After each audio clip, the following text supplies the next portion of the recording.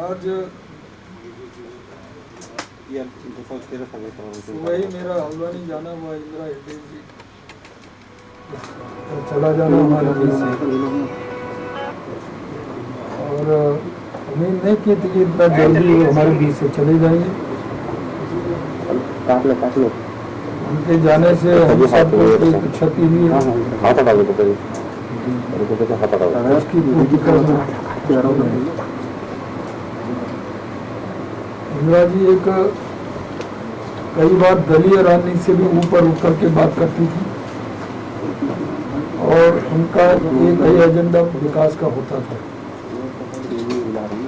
और उत्तर प्रदेश में भी 25 साल तक उन्होंने शिक्षकों की राजनीति विधान परिषद के अंदर की, जिसमें कि मैं भी एक सदस्य उत्तर प्रदेश के अंदर था। उनके सानिध्य में कई बार हमको कुछ सीखने को मिलता था, और उत्तराखंड के अंदर भी सदन में 2 बार रहने का मौका उनके साथ में मिला। वो हर समय विकास, और इन्हीं कोविड के समय भी 10-12 बार मेरा उनसे मिलना, बातचीत होना फोन से, वर्चुअल से। अभी 4 दिन पहले भी बातचीत हुई थी, और लगता नहीं था कि वो इतना जल्दी छोड़ के जाएंगे। उससे तो हुआ ही, और तो आपके माध्यम से मैं श्रद्धांजलि अर्पित करता हूँ। साथ ही मेरा जो पूर्व का कार्यक्रम था, महामहिम आदरणीय राष्ट्रपति जी को मिलने का, राष्ट्रपति जी से शिष्टाचार भेंट मेरी हुई है, और कई विषयों को लेकर के उन्होंने कोविड को लेकर के भी बातचीत की, उत्तराखंड को लेकर के भी विभिन्न विषयों को लेकर ऐसी बातचीत रही है। उनको पिछले दिनों हरिद्वार आना था, कोविड हो गया, लेकिन अब आगे वो समय देंगे और हरिद्वार ऋषिकेश के अंदर आना होगा। मैंने उनको बद्रीनाथ केदारनाथ के लिए आमंत्रित किया है, माननीय महामहिम राष्ट्रपति जी को। शिष्टाचार भेंट के साथ ही फिर अपना वित्त मंत्री बहन सीतारमण जी से मिलना हुआ। काफी इशूज पे उनसे बातचीत हुई है, और बहुत सारी चीजें उन्होंने आगे कैसे जो उत्तराखंड एक इस समय आपदा की दृष्टि से भी गुजर रहा है, कोविड तो ही, लेकिन साथ साथ बादल फटना, वज्रपात होना, और विभिन्न भौगोलिक परिस्थितियां वहाँ हैं, तो उसको देखते हुए भी कैसे फंडिंग वहाँ हो, और उस पर बातचीत होना। अपने मंत्री आदरणीय स्मृति ईरानी जी से भेंट हुई,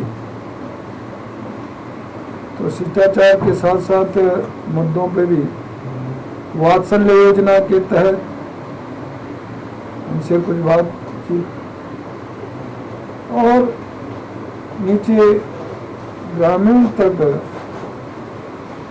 और कैसे हमारी बहनों को एक रोजगार से जोड़ें,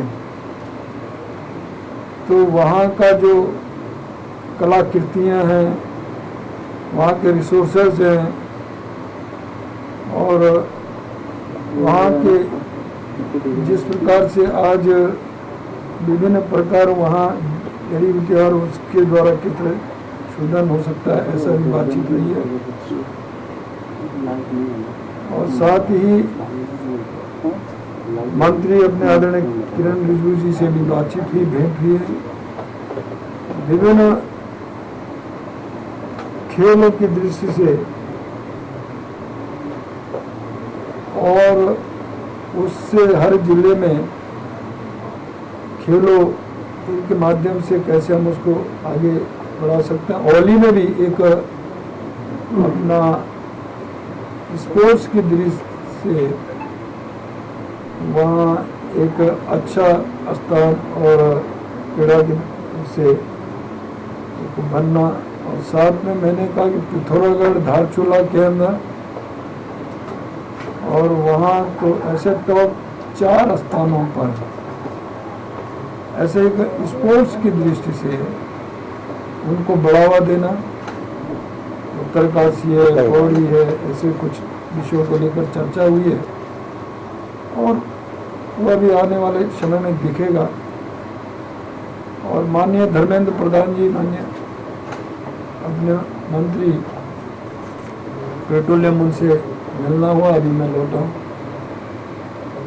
तो उनसे भी काफ़ी बातचीत शिष्टाचार के साथ साथ रही, और उसमें हमने कहा कि देहरादून में ओएनजीसी हॉस्पिटल है 200 बेड का, उसका अपग्रेड करना 500 बेड ऐसा ही कहा है।